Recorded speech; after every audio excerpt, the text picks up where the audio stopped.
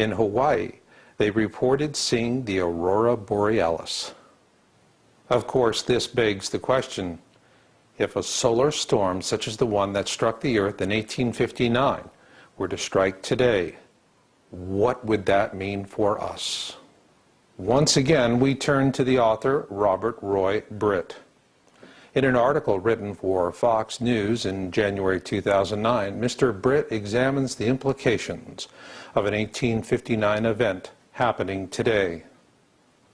Britt tells us in this article for Fox that should another storm as powerful as the one that hit America and Europe in 1859 hit us again, particularly in 2012, it could shut down the United States for months.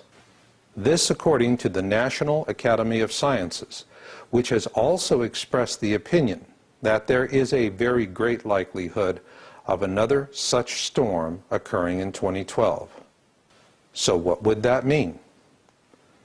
Well, just in the United States alone, 113 million Americans would find themselves in a blackout. Not one lasting a few days, but rather a blackout lasting several months.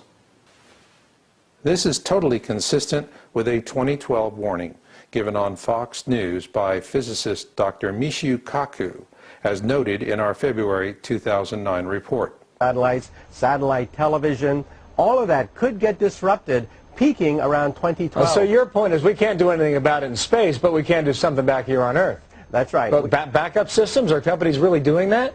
Well, they're going to have to do it because, see, we scientists made a mistake. Now, before we move on, I want to make one thing perfectly clear. We are not glorifying Fox News here. As a matter of fact, the news entertainer, I don't call them reporters anymore, the news entertainer that interviewed Dr. Michio Kaku has a new formula. 2012 equals Y2K. You know, the millennium bug. Well, that begs the question, where are you at with all this? Are you saying, I'll believe it when I see it? And if so, let me ask you this.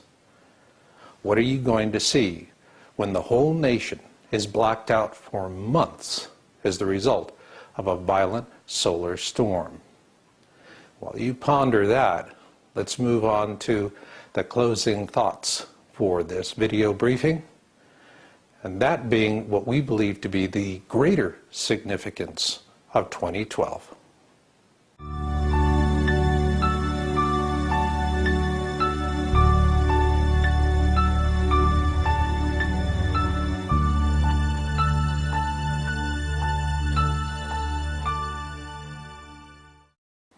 When we first began researching Earth changes, space threats back in 1999, and then later moving into Planet X research in 2001, we really didn't see 2012. It simply was not on the radar scope.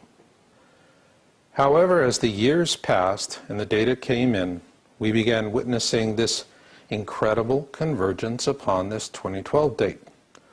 A breathtaking convergence, one comprised of science, history, prophecy, and human evolution.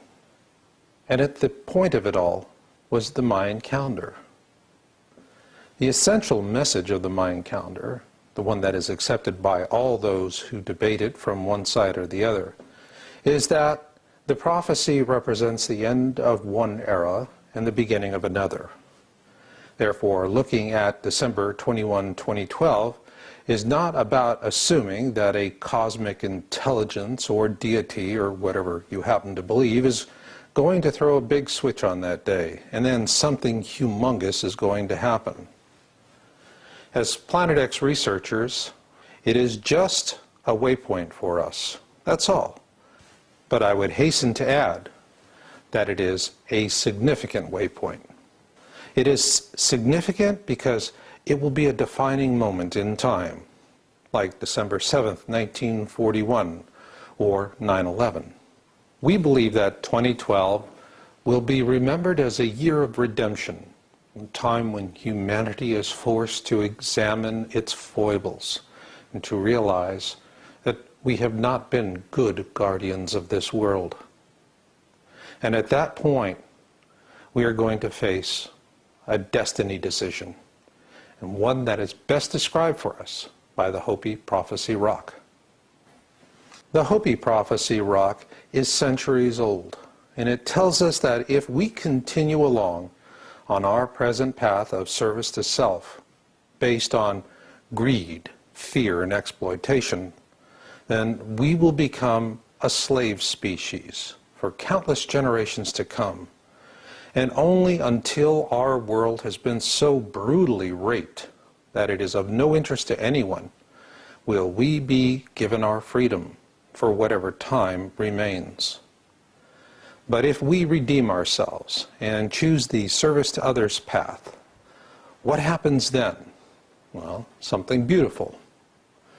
This other path will lead us in a direction of compassion, coexistence, tolerance, and a loving respect for each other and our world.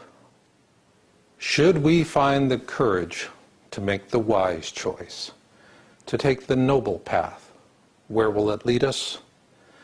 To a bright future.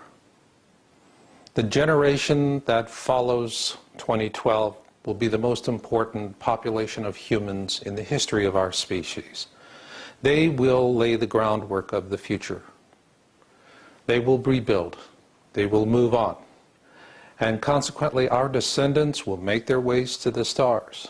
There, they shall not number in the billions as we do today, but in the hundreds of billions. And it will be a bright and enlightened future for our species.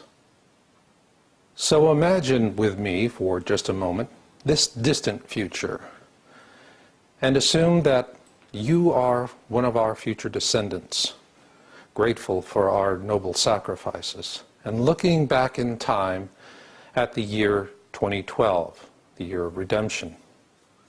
How will you remember it?